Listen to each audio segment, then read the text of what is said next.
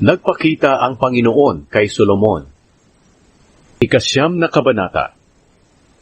Nang matapos ni Solomon ang pagpapatayo ng templo ng Panginoon at ng kanyang palasyo, at ng iba pa na binalak niyang gawin, nagpakitang muli ang Panginoon sa kanya, katulad ng ginawa niya noon sa Gibeon.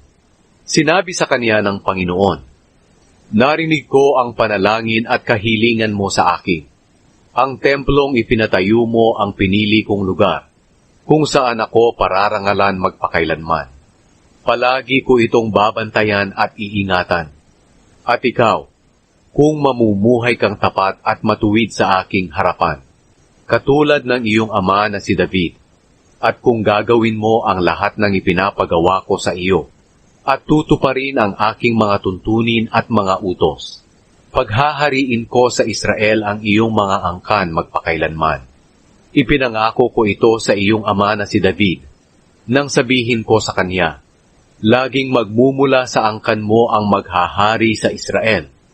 Pero kung tatalikod kayo, o ang inyong mga angkan sa akin, at hindi susunod sa aking mga utos at mga tuntunin na ibinigay ko sa inyo, at kung maglilingkod at sasamba kayo sa ibang mga Diyos, paaalisin ko kayo sa lupaing ibinigay ko sa inyo, at itatakwil ko ang templong ito, na hinirang kong lugar kung saan pararangalan ang aking pangalan.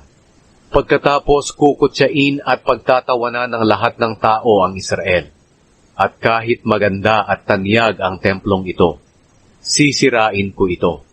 Magugulat at mamamangha ang lahat ng dumaraan dito, at painsultong sasabihin, bakit ginawa ito ng Panginoon sa lupain at templong ito?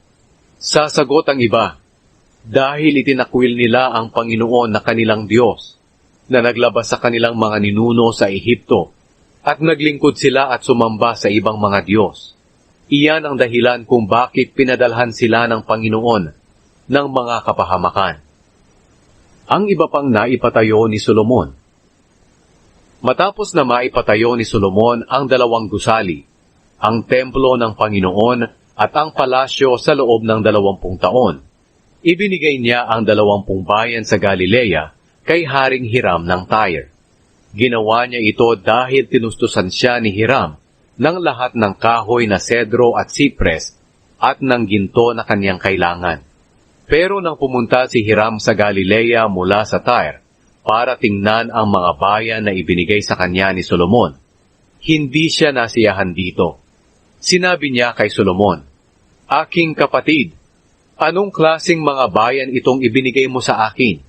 Tinawag ni Hiram ang lupaing ito na Kabul, at ganito pa rin ang tawag dito hanggang ngayon.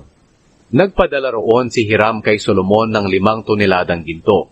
Ito ang ulat tungkol sa sapilitang pagpapatrabaho ni Haring Solomon sa mga tao para maipatayo ang templo ng Panginoon at ang kanyang palasyo, sa pagpapatibay ng lupain sa bandang silangan ng lungsod, sa pagpapatibay ng pader ng Jerusalem, at sa pagpapatayong muli ng mga lungsod ng Hazor, Megiddo, at Gezer.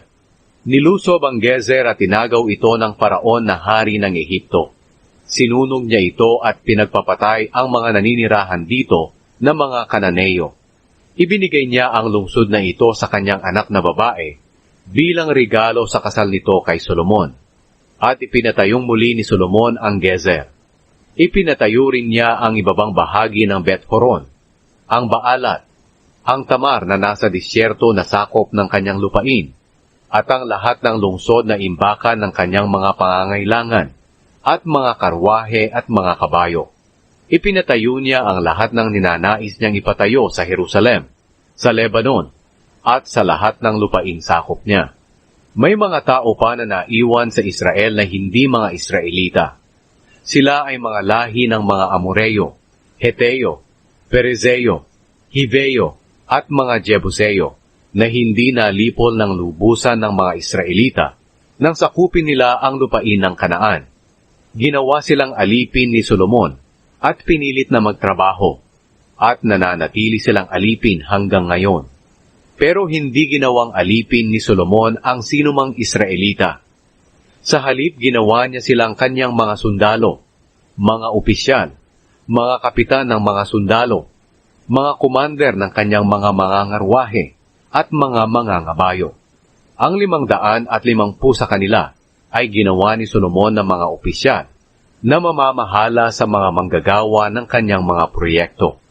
Nang matapos na ang palasyo na ipinagawa ni Solomon para sa kanyang asawa na anak ng paraon, inilipat niya ito roon mula sa lungsod ni David.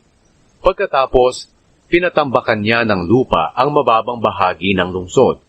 3 beses sa bawat taon, nag-aalay si Solomon ng mga handog na sinusunog at mga handog para sa mabuting relasyon doon sa altar na ipinagawa niya para sa Panginoon. Nagsusunog din siya ng mga insenso sa presensya ng Panginoon. Kaya natapos ni Solomon ang pagpapatayo ng templo. Nagpagawa rin si Solomon ng mga barko sa Ezion-Geber, malapit sa Elat na sakop ng Edom, sa dalampasigan ng Dagat na Pula. Nagpadala si Hiram ng mga marino na bihasang mandaragat, kasama ng mga tauhan ni Solomon. Naglayag sila sa Ophir, at bumalik sila na may dalang 15 toneladang ginto, at dinala nila ito kay Haring Solomon.